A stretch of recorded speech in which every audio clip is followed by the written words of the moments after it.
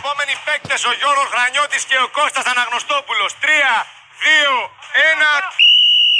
Ξεκίνησε ο γνωστός Έλληνας τοπίος Γρανιώτης απέναντι στον πρώην μισθοφόρο τον Κώστα Αναγνωστόπουλο.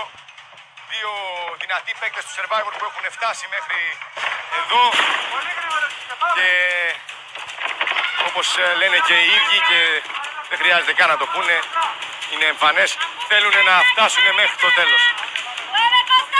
Ο Κώστας για την ώρα προηγείται στο puzzle, έχει φτάσει πρώτος με τα δικά του κομμάτια. Τώρα ξεκίνησε ο Γρανιώτης. Του φεύγει ένα κομμάτι, θα χάσει λίγο χρόνο. Και όπως και τις περισσότερες φορές το puzzle θα κρίνει πολλά. Αφού ο Κώστας ήταν αρκετά καλύτερος, έχει ήδη φτάσει στον τερματισμό, ο Γρανιώτης ακόμα παιδεύεται, έχει κάνει ένα λάθος. Τώρα βρήκε το σωστό κομμάτι και τώρα ξεκινάει από τον τερματισμό. Αλλά ο Κώστας έχει ήδη σπάσει ένα πλακάκι.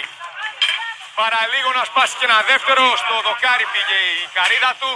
Δεύτερο δοκάρι για τον Κώστα, αρκετά άτυχος. Τώρα σπάει ένα δεύτερο πλακάκι και ο Γρανιώτης πάει το πρώτο.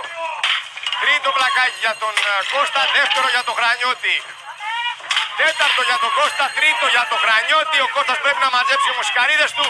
Και ο Γρανιώτης τώρα έχει την ευκαιρία να νικητής. Ο Γιώργος Γρανιώτης ισοφαρίζει σε 2-2 για την ομάδα του. Ο Αναγνωστόπουλος έφτασε πρώτος, είχε το πλεονέκτημα.